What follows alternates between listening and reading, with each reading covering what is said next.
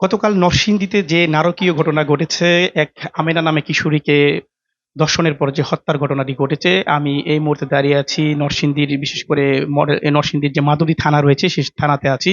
কিছুক্ষণ আগে এই মাধবদী থানাতেই ছিলেন ঢাকা রেঞ্জের ডিআইজি রেজাউল করিম মল্লিক। তিনি এখানে মামলার বিষয়ে ব্রিফ করেছেন এবং আসামিদের গ্রেপ্তার এবং মামলার অগ্রগতি সম্পর্কে অবগত করেছেন। এছাড়া কিন্তু গতকালকে এই রাতে, বিশেষ করে রাতে আমেনার মা ফাহিমা ৯ জনকে এজাহারভুক্ত আসামি করে একটি মামলা দায়ের করেছেন। ইতিমধ্যে ৫ জন গ্রেপ্তার হয়েছেন।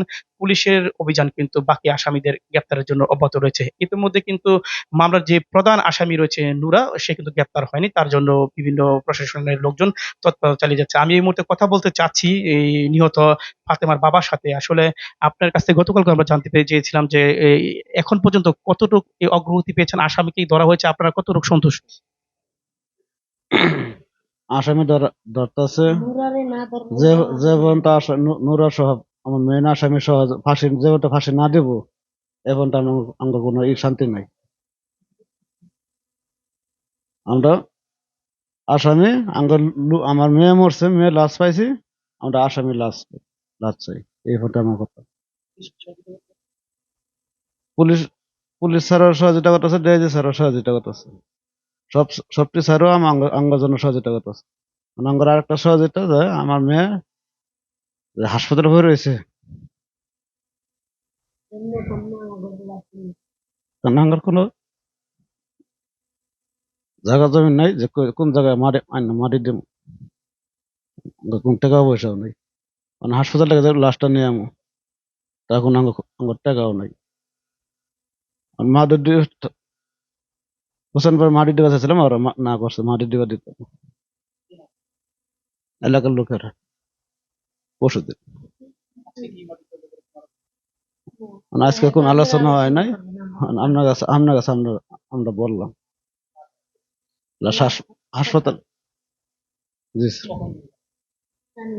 স্যার, কোনো বলা হয় নাই কখন।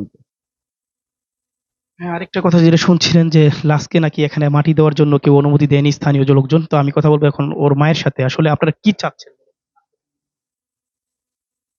আমরা বিচার চাই। আমরা খুনির বিচার চাই, ফাঁসি চাই। আর আমাকে কোনো দাবি নেই, আমরা ফাঁসি চাই, আমার কোনো দাবি নেই। আর দাবি না, আমার খালি আমার জিয়ের খুনির বিচার চাই, ফাঁসি চাই। আমি আর কিচ্ছু দাবি চাই না। আর আমার লাশটা যেমন আপনারা ব্যবস্থা করে আনবেন, তখন আপনারা এমনি করে দেব,